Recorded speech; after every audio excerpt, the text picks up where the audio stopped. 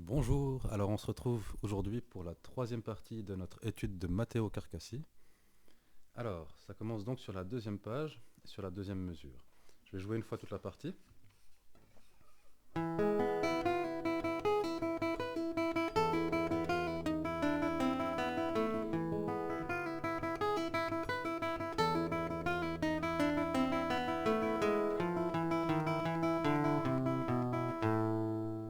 Voilà. C'est une partie qui est pas si dure qu'elle a l'air, pas aussi dure qu'elle a l'air. Et donc on va voir, ça commence sur le Mi et sur le Sol dièse ici. Donc Mi case 2, corde 4 et Sol dièse case 1, corde 3.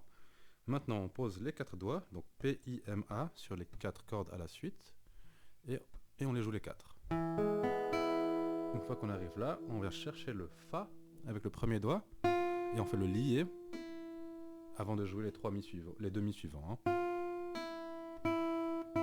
C'est ça l'effet qui fait un petit peu rapide. C'est pour pouvoir vraiment enchaîner tout ça. Donc Fa, lié et deux fois mi. Après on monte avec le premier doigt sur le Sol dièse, case 4, corde 1, et on fait la même chose. Ensuite c'est le quatrième doigt qui s'occupe du Si, qui est la case 7. Et pour terminer le La, c'est le deuxième doigt qui va le jouer à la case 5. En même temps que la basse. Donc si je répète tout ça jusque là, ça fait...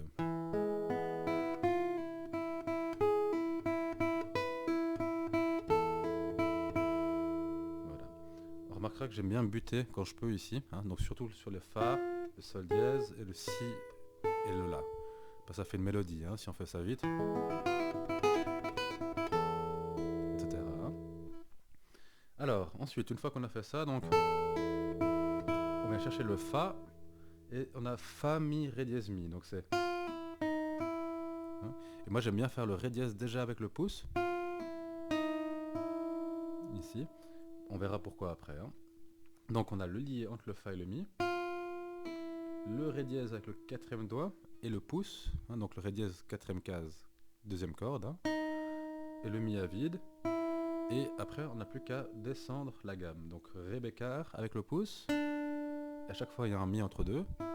Le Do, Mi, Si, La avec le troisième doigt. Ce qui nous permet d'enchaîner avec le Mi qui vient après. Alors je refais cette deuxième ligne de la deuxième page. Ça fait comme ça. Le pouce.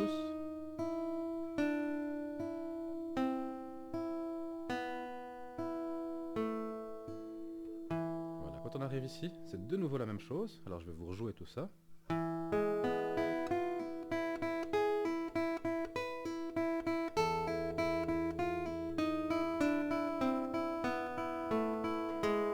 Là on arrive sur le Sol dièse. C'est la seule note où on ne va pas jouer un Mi tout de suite après, dans cette descente.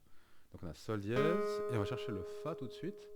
Donc petite parenthèse, c'est assez rare en musique classique, classico-romantique, d'avoir le Sol dièse et le Fa à la suite dans la musique occidentale. C'est deux notes qui sont rarement utilisées l'une après l'autre comme ça. Donc Sol dièse, après on a le Fa, et on continue à descendre, donc ça fait Fa, Mi, Ré dièse, Mi, on lâche tout pour le Ré, Ré, Do, case 3, Si, La. Donc, si on regarde ces basses, on a le Fa, il est sur la case 3, corde 4, après on a le Mi une case avant, et le Ré dièse encore une case avant. Donc si je fais encore cette deuxième partie, ça fait ça.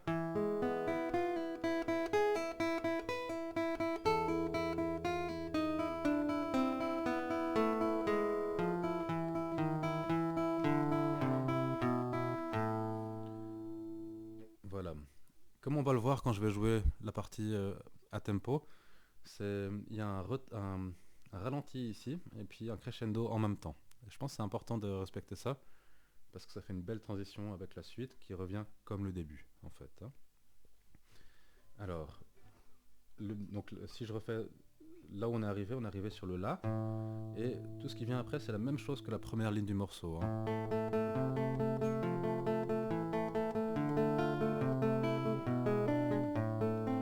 Voilà. À une seule différence, c'est que cette fois-ci, on va utiliser le deuxième doigt sur le La. On va pas mettre le troisième doigt comme au début du morceau.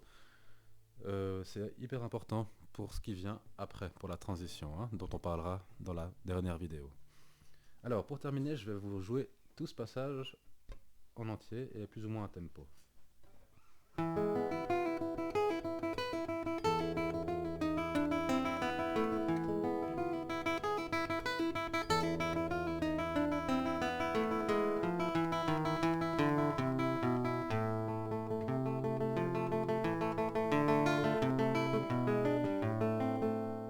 Voilà, donc on est bien arrivé avec le deuxième doigt ici sur le La.